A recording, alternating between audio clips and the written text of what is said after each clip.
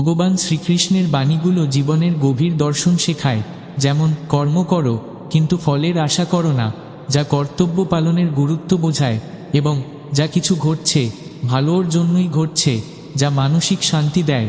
এছাড়া আত্মাকে কেউ হত্যা করতে পারে না, যা সাহস যোগায়, এবং কামনা, ক্রোধ ও লোভ নরকের দ্বার।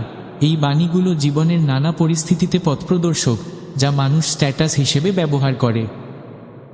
কর্ম ও জীবন নিয়ে বাণী। তোমার কাজ করার অধিকার আছে, কিন্তু কর্মফলের অধিকার নেই। যা কিছু ঘটছে ভালোর জন্যই ঘটছে, যা কিছু ঘটেছে তা ভালোর জন্যই ঘটেছে, যা কিছু ঘটবে তাও ভালোর জন্যই ঘটবে। দুর্বলই কেবল ভাগ্যের দোষারোপ করে, বীর ভাগ্যকে অর্জন করে।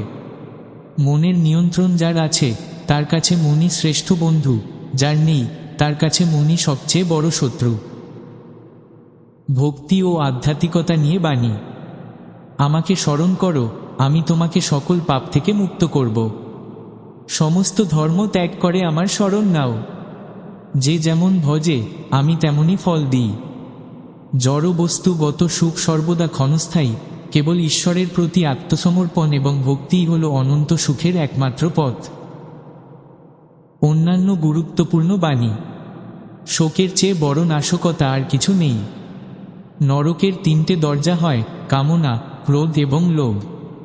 সুখ, দুঃখ, মান ও অপমান সবই সমান, সেই একমাত্র সিদ্ধ পুরুষ।